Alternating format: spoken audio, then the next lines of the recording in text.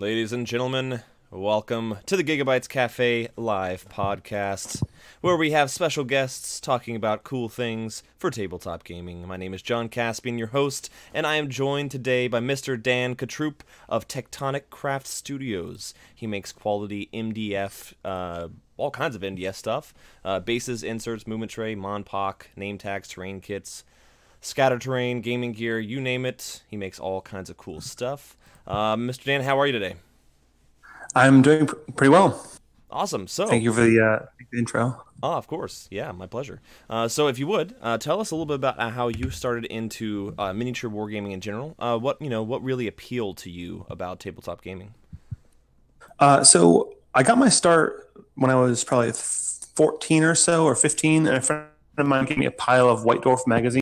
And at the beginning, I thought, well, science fantasy is not really my thing. But I dove into those for a bit, and soon enough, I was playing 40K, and I kept playing 40K since then. In college, I went to school for architecture, which is basically a degree in laser cutting little buildings, which is going to come in handy in the next part, where my local game store was changing owners, and as they were changing owners, they needed a bunch of new stuff. So I may have volunteered my services to design some stuff for the store, some 40K tables, a little bit of AOI. I was playing fantasy at the time, more than 40K. And so and thought maybe someday this will come back and help me out. And then, oh boy, after that I graduated, and I was looking for jobs and stuff. And the store approached me and said, "Hey, we have a bunch more stuff. What do you want to do here? Could you help us out?" And so I started drawing up some city ruins and some bigger pieces and some walls and stuff. And said, "Hey, we should you should do this for a living." Ha ha ha. Nice. Were you always interested in architecture as a when you were a child and everything? Yeah, I was building big dioramas. It's funny. I was doing it both in like the model train kind of sense, like dioramas and shadow, but also like big cinematic montages with like action figures and stuff when I was a kid. And I was always drawing and always building, and Legos were a thing for my whole life, which is like one of the most common denominators of architecture folk is, oh yeah, Legos. So yeah, I it's guess always so. something that I wanted to do. Always enjoyed Legos when I was a kid, but really getting into architecture from there is really cool. Is there any particular style of architecture that you were really drawn to? Oh geez, all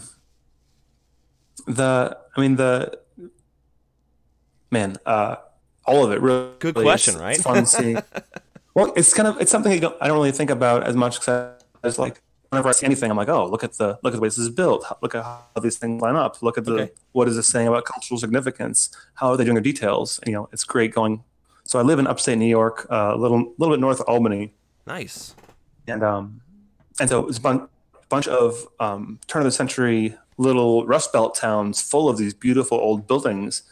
It's great to anywhere I go, I can say, oh, let's go downtown, check out some of the cool, some nice Art Deco stuff. Nice. Some of the stuff is really old, like 1860s and stuff. So to answer your question, I really try and appreciate the styles for what they have, because there's definitely things to be taken from each. I guess it's kind of a cop-out answer, but that's where I'm at. Not at all. Not at all. It's a kind of a generalist thing. It's like me, I have a great appreciation for many things in terms of model building. I have no personal idea how they actually go about sculpting things or art in general. I can draw stick figures. I'm pretty good at that. But I greatly appreciate all kinds of different styles. I'm personally drawn to more the cartoon styles, but that's just me. But that's really cool. So architecture. So going from architecture, what of that do you use to inspire your designs for your MDF stuff? Well, there's two phases of that. One is the actual nuts and bolts of building the models. So there's a pretty pretentious architecture term called the tectonics of a building, and the tectonics is the art of building. It is the intrinsic beauty in seeing something made well to fulfill its function. And and this is also part of something like very pretentious, very architecture, to reassign meanings for words, right? Like tectonic means, plates under the earth, or part of the earth on the outside of the earth. Anyways, but tectonic plates are. The architect's like, no, we need to make this elaborate, romantic kind of thing. So that also pushes the way I build stuff. So make sure that things are going to be sturdy and be interesting and intricate without being sometimes varying degrees of confusing. Sometimes it takes a little wizardry to make some of the things that I do. And actually touching on that, that's one of the things that drove me to start doing the laser cut MDF stuff in general, was durability and construction. Because I made a couple of cool pieces, for my friend group in college. And, after like 3 or 4 games, there was like 14 of us at the time. They're all playing 40K. We're actually all in the same very nerdy fraternity. And so like there would just always be 40K games going on for about 2 years, which is great. But, I made some things out of foam core and some things out of pink foam, or some things out of cardboard, and they would just get destroyed, which, really sucked because architecture is a pretty tough curriculum. So like I really valued my free time. So like, man, if only I could make something, look good and be durable and be something I can hold and endure and still not have to worry about getting destroyed. Yeah, was that one of the big problems that you had when you were doing wargaming at first, was finding durable equipment? Yeah, and because this is, back in nowadays, there's laser cut terrain is everywhere, and God bless, I think it's fantastic. Everyone's got their own, styles. Everyone has their own like little panache to add to the pot, and also little lessons we've learned. So there's definitely a bunch of people making really cool stuff that we can all learn from each other, and we definitely do. There's things I've done that I've seen other people incorporate into their designs. I'm like, nice, good. Now you have a better kit. Because in the end, people just want cool stuff. Right. Well, stuff that'll last too. Because when you get it, you don't want to have to constantly get new stuff of it. That's the interesting thing about things like dice. Yeah. So with the different kind of terrains, what kind of stuff do you make? So a lot of the stuff I make right now is leaning toward 40K and fantasy. So I have a couple of cool pieces, a couple of different Gothic and Imperial, cityscape kind of stuff. I'm starting to push more into some fortifications and some Xenos stuff for 40K. And then for fantasy right now, I have a couple of things for Arcane Ruins and town stuff, and then I'm also pushing into modular dungeon things for D&D, for Relic Blade and obviously also for AOS and Frostgrave, things like that. And you also just released some stuff from Monpok, right? I did, yeah. Oops, yeah. So what's that stuff? So the stuff I made for Monpok is a bunch of. I made a couple of different apartment buildings that are, similar size to the existing ones that come with the starters, but they're etched in the surface, so they're pretty hobby ready models. And I also made. So one of the cooler things I think I made, and this goes back to making things durable and like making things nuts and bolts of building things, is I made little like insert prisms to go into the cardboard buildings.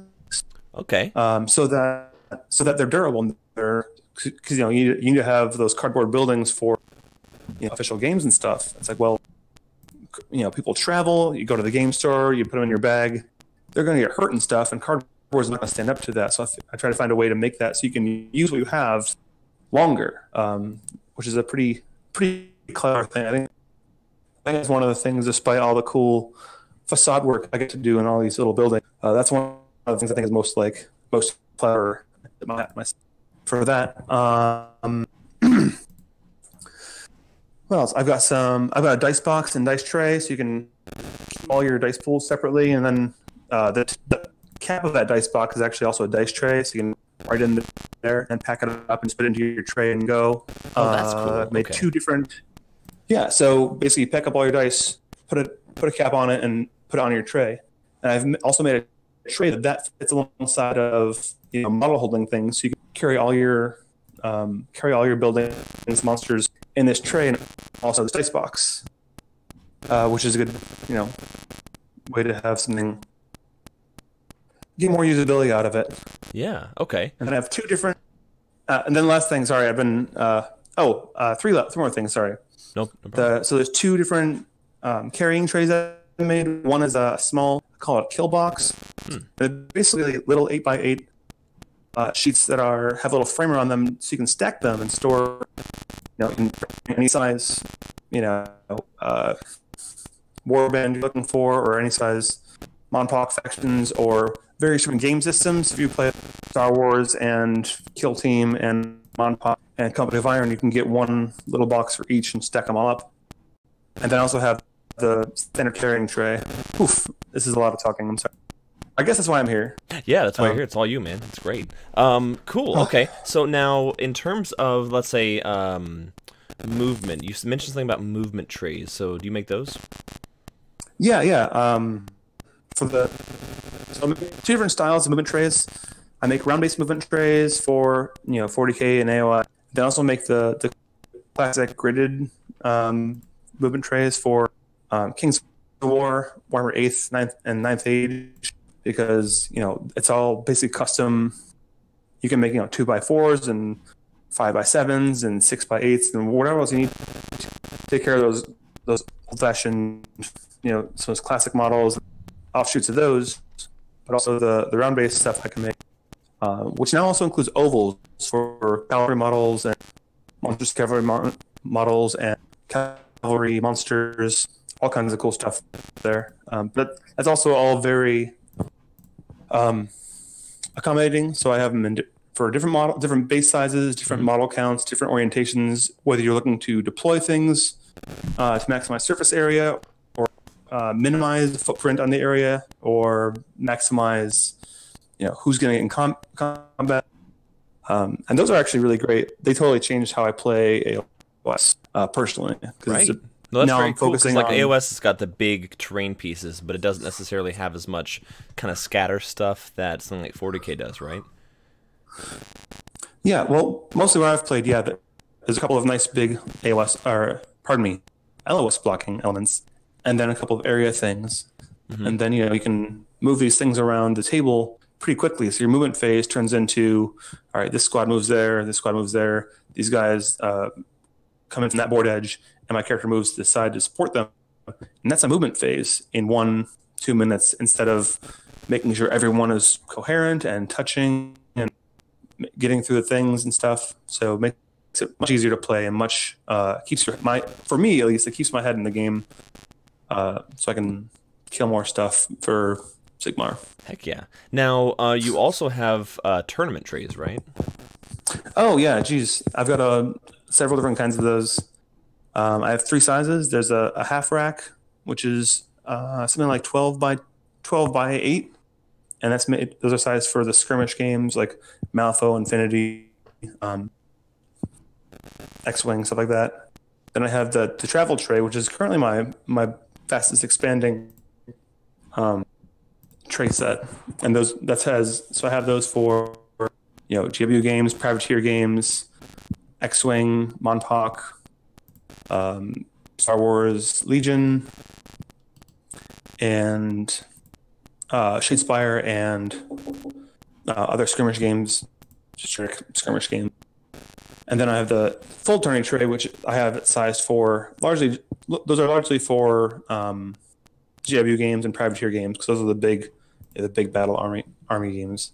And all these different trays, I have separate elements you can buy to have storage boxes underneath them, or stacking struts, so you can stack on top of each. And then also those under frames are made so they can also carry your dice boxes or your card boxes or your dice trays or whatever else. And I make a variety of things that can go in those, actually, so you can kind of make the most out of your purchases. So you're not stuck with one dresser. This is my 40K dresser full of stuff. Right. Now I got to go buy another one for my X-Wing, because let's face it, we all have hobby not a problem, and have multiple armies or game systems or what have you. Gotcha. And I also noticed that it looks like that the things they have space for you to put basically magnets on some of them. Is that right? Like on the trays. On the trays, not so much. Right now, there's something I have something cool in the works that I don't want to say too much about until it's ready. Of course. I definitely have some magnetic elements in the wings for later this year, early next year, sometime soon. Nice. Can you tell us a little bit about your terrain kits? Yeah, the terrain kits I make basically they break down into 3 different size categories. There's objectives, scattered terrain, and terrain kits. Objectives are all on 40 or 50 mil bases. Depends if they're sized for privateer or Games Workshop games. Okay. And those are actually much more thematic. It's not just like here's the thing. It's like, oh, this is very clearly like a savage junkyard kind of banner thing, or this is like a little sepulchral hollow, or this is a imperial Aquila, that kind of stuff. So it's much more of these are the cool things that are going to tie our army together and bring that army cohesion to the table. Scat terrain is, like you said, the kind of stuff that you add to a table to kind of fill out the nuts and bolts of it. So this is like rough ground or forest, fences, walls, debris, lamps, arcane ruins, wells, and all kinds of stuff for that. I've got a bunch more coming out for that, largely for AOS and 40K, because those guys are killing it right now. So better. Oh yeah. Better help the market. It's amazing. And the terrain kits. Yeah, no, go ahead. And then terrain kits, I have largely, basically I have a bunch of things in individual flavors. I have a couple of different aesthetics of Gothic ruins. I have some arcane ruins and dungeon stuff and village stuff, and basically, or fantasy village stuff. And so the next part for each of those is kind of to expand upon them. So there's more things within that same aesthetic, so we can start building in some modularity, some adaptability. That way you have a cohesive or a mixed table if you'd like, but you don't have to. Yeah, something I focus on is always trying to build more value into the stuff I'm getting, so that you can use these things with other parts, either things from the main games that you're working with or other stuff that I make. That's excellent. Wow. Because it's pretty fun. It's like there's a lot of sometimes it takes me a little bit to figure things out, so that's something I'm kind of battling with, is making sure I have some output. But when I do, it's like, man, this is absolutely amazing. That's actually what happened with my paint rack. People are asking for a paint rack for a really long time. They're like, just make it like a jewelry box, or make it a wine thing. I'm like, well, I'm going to sit down and think about this, because I have 200 paints or whatever, and my apartment is on an artist startup salary, so I've got very limited space. So I got to figure out how to make this work for me. And so I made it so the paint rack is something, it's actually individual shelves that can stack up, and it's less than 2.5 inches deep, so it takes up very little desk space. That's important. It super is, and it's like, just seeing it is like, oh, this makes total sense. Yeah, the ones that I have take a lot of table space. Yeah, and that's already where I'm at, right? Like, where I'm at now is that, or where I was that my table was just covered in paint pots, and I'm painting a model over my lap, and God forbid I drop a bit, because everything blends in with that gray. Yep. So I'm like, well, let's fix this. And another cool thing is that they can wall mount. There's little eye holes in the back, so you can put some screws into your studs and then mount it up there. Yeah, or into a cabinet. I'm working on a little cabinet. Probably won't get it done until early next year. That is so cool. Yeah, and they're really great, and you can keep stacking them up, or brace them together, or brace them sideways and expand them out. How many pots go into a typical one? So typically it's 5 per shelf. There's except for the secret weapon pigments are made for 4 because they're a bit bigger. And the basic thing is that I have a 5-pack that come in sets of 5, and you can kind of expand from there. But it's pretty affordable, and it's pretty durable. and then there's instructions online, and those have been really great. For me personally, and also a lot of folks online and at cons have really appreciated how intelligent the design is. Pardon my ego for a hot second, but it's something I'm proud of. I took a lot of time to make sure that I made a product that was going to stand up and be usable over time and usable, over and over again in different situations, because that's important, right? This is our hobby, and it's it's our free money and it's our free time. So I feel like my obligation to make the best out of that for you, or for you personally, but like whoever. My patrons, my customers, my friends, whatever. All the above? Yeah, sure. No, that's so cool. Yeah, so like when you get these, how many do you stack on with a... Because it's called modular paint rack, right? That's what you called it? Yeah, it's a modular paint rack. That is so cool. And then how many do you stack high at a time? Like literally any number? I mean, it can be any number. I've gone like eight or 10 without an issue. I'm currently working on some corner pieces so they can sit in the side of your corner of your desk, or they can be angled out a little bit, and keep those things moving nicely. That's cool. But, now you also have other random gaming gear, like certain template sets and stuff. You want to talk about that? Yeah, I made a bunch of stuff.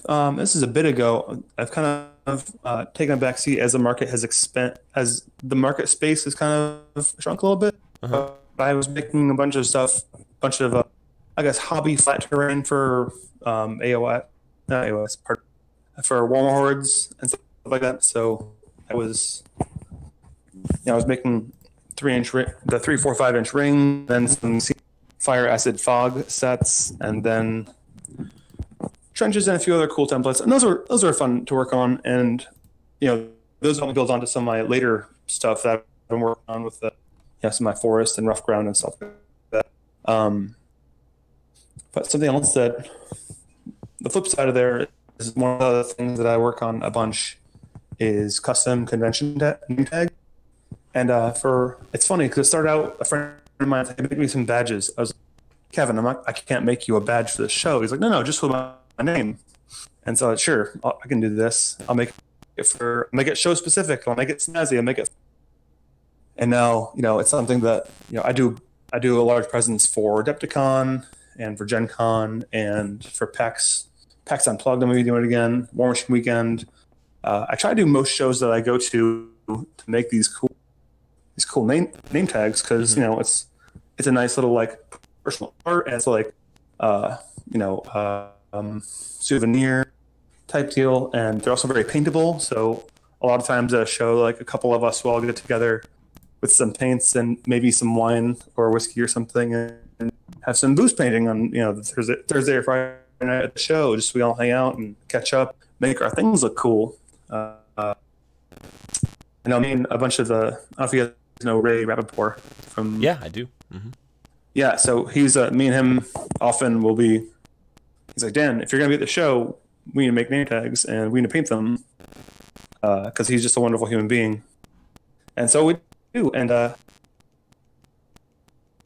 don't know. That's so cool. It's name fun. Tags. I never even thought about that with MDF stuff. Now, every single one of these is also paintable, so they come off the traditional MDF is kind of a wood composite material, right? Yeah, and I use really high quality MDF to make sure that it's very durable and very paintable. And that's something that people are actually pretty worried about, is how can I paint this? And in my heart, I'm thinking, well, paint was sort of invented for wood, but what I say is, this is something. When I started doing this, I didn't even think to try something different, so I just primed it regularly and painted it like it was a model.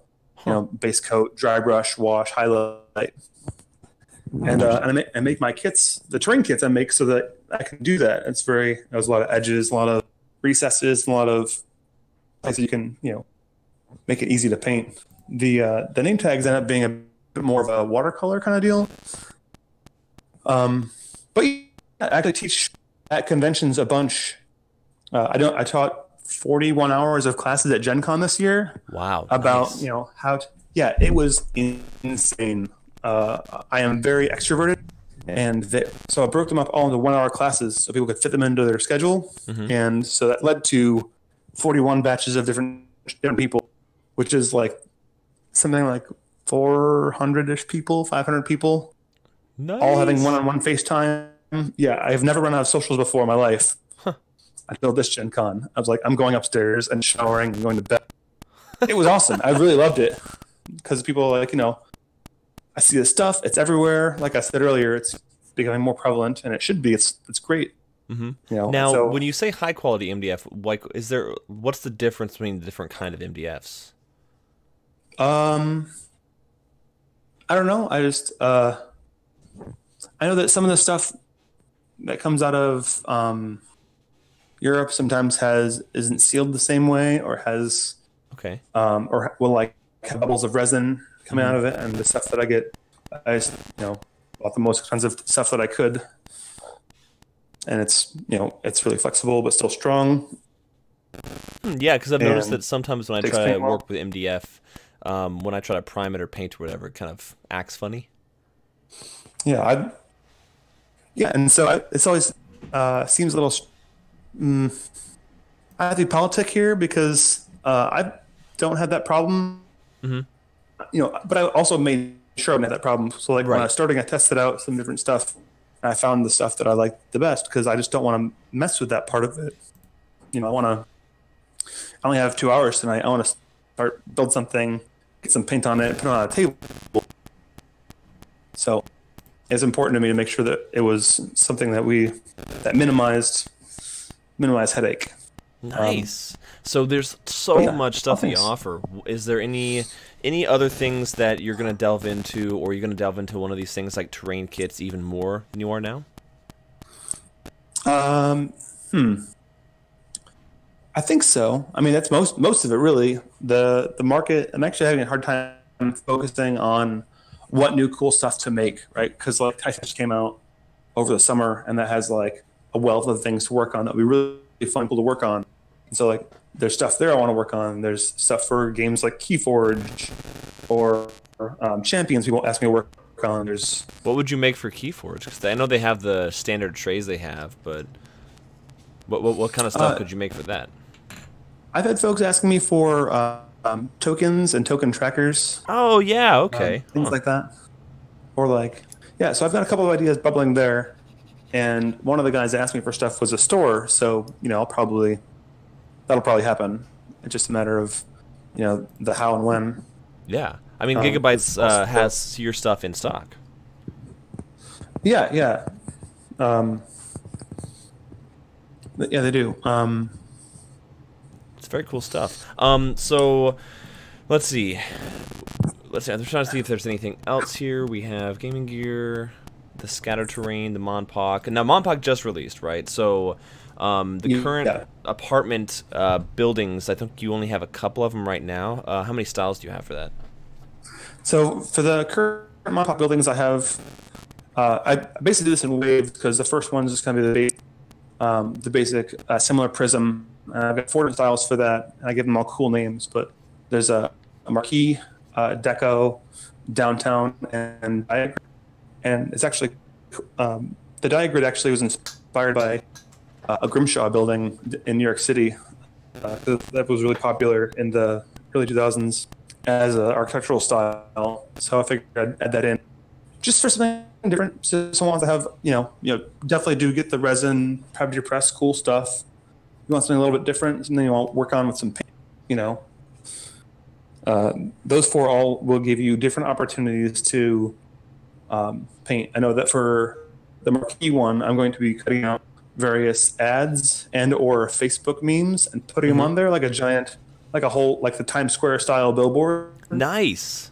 Yeah, which I think it's going to have fun. Definitely no Will Puck any faces on my terrain. Absolutely not. Well, I mean, anything for me that adds any more character. There's so much character to all the games we have. Like, there's Fallout Wasteland Warfare, which is, going through its release right now. And that has potential for tons of cool stuff. Yeah, there's definitely some room. And also the post-apocalypse stuff has a lot of a lot of market space right now. So I can make some stuff for post-apocalypse to go with 40K, for orcs, for Fallout, for depending on Gaslands, depending on scale. So nice. Now, do you do requests for specific things? It depends on a case-by-case basis.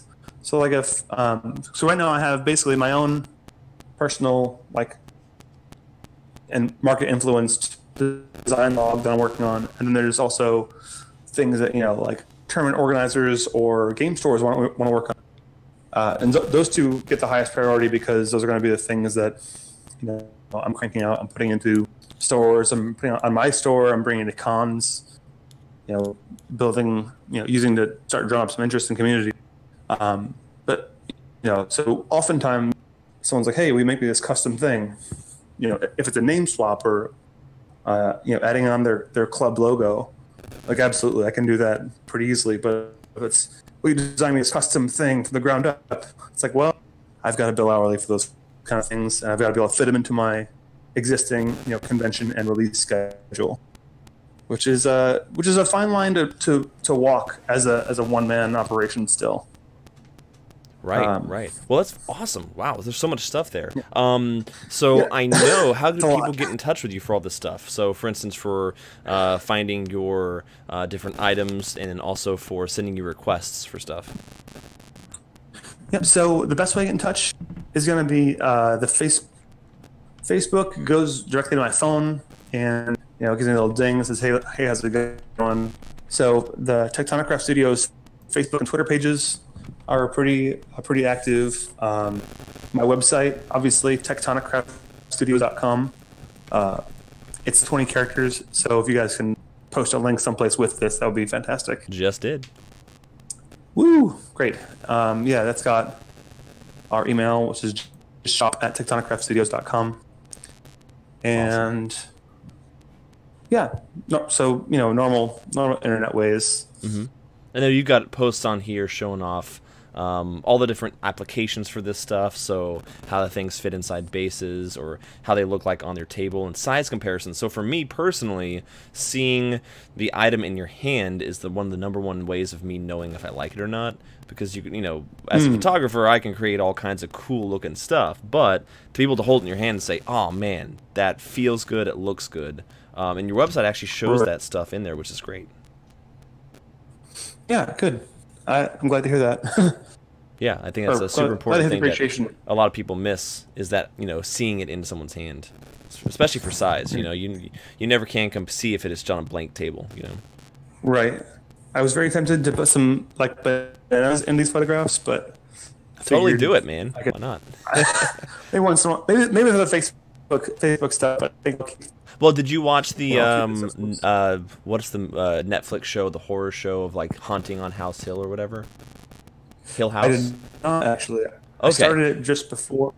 Gotcha. Is there they basically reference? have this I want to say it's a cameo thing, or it's a Easter egg. That's the one, Easter egg thing. So they put people with masks all throughout the entire show, and so people don't notice it at first, but eventually you sort of kind of catch on that it's happening. So even from the very first episode, there's ghosts basically everywhere, and people then rewatch the show to try to find them. Oh, nice. So you can totally do something like that. It'd be fun. Pretty cool. Yeah. Huh. Oh, man. Yeah, that could be. There's definitely some cool stuff there. Add a little bit of narrative to the sets. Oh, man, that's really cool. Right? So there's an idea for you. Right. That'd be actually really cool to add into some of the new Necromunda Kill Team and or Dungeon stuff. Oh, dude, I love myself from Kill Team and Necromunda. I'm playing. I'd say 90% of my game time is for Kill Team and Necromunda, especially Necromunda. Yeah. For people who haven't played it, it is absolutely phenomenal. Kill Team is great, and don't get me wrong, I love to play it every day if I could. But Necromunda has that extra level of character that's there. So the fact that you're adding stuff for that's going to be amazing. Yeah, I got some Van Star waiting to get built, but it's been a couple. I had Orange Weekend and then Du Bois, and now I've got a couple of things coming up in the fall, keeping me busy. But these are all models I have for scale and work reasons. Mm-hmm. Definitely for work reasons. And yeah, I started out with a kit last winter, really big involved Necromunda kit that was a little bit too intense and too big. That was like a $75, $80 kit. And so I'm working now to break that down into a bit more of a modular set so you can build it up as you want or need to. But, Nice. Yeah, and that's also really cool. So this is another thing I really like. I made that so it would work well with, like, mathematically precisely with the existing, Sector Mechanicus and Sector Imperialis terrain. Because I bought the set and I realized, man, there's not a lot of ladders, not a lot of height differentials, not a ton of, actual line of sight blocking stuff. So I made stuff to work with that. That is very which is cool. fun. Yeah. Nice. That's a Well, huge so undertaking. you're really using So- your background as a wargamer for the inspiration for these things, and that little extra bit is the thing that really helps a ton, versus just like, oh, I like this, I like to do this, blah blah blah, but like really being into it is amazing.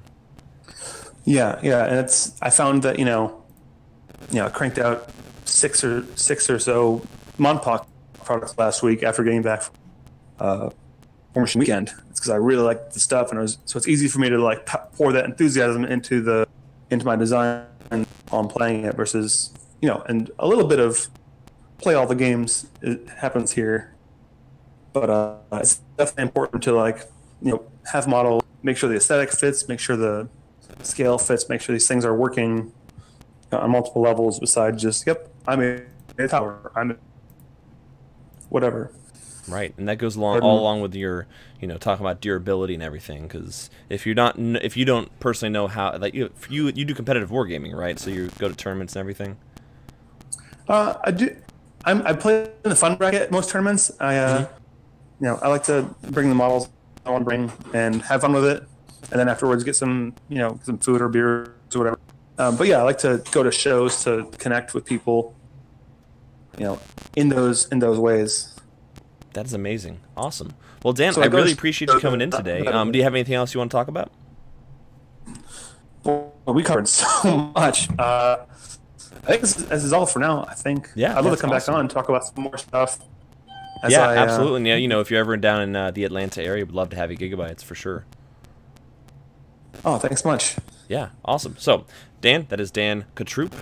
He is at That's me. Tectonic Craft Studios. Did I say that right? I got it right? Yep. Awesome. Yeah. And so you can look up the page. We have it linked on our Facebook, both the website and Facebook page. And you can find them there. Check out all the cool stuff. We have some of it at Gigabytes Cafe, and if you want any, you can order it in the store. And if you're not in the Atlanta area and not able to get to Gigabytes Cafe, check out the website. It's tectoniccraftstudios.com. Again, that link is in Facebook. Thanks, everybody, and have a great day. And thanks again, Dan. Thanks, for coming in. everyone. Thanks, John. Absolutely.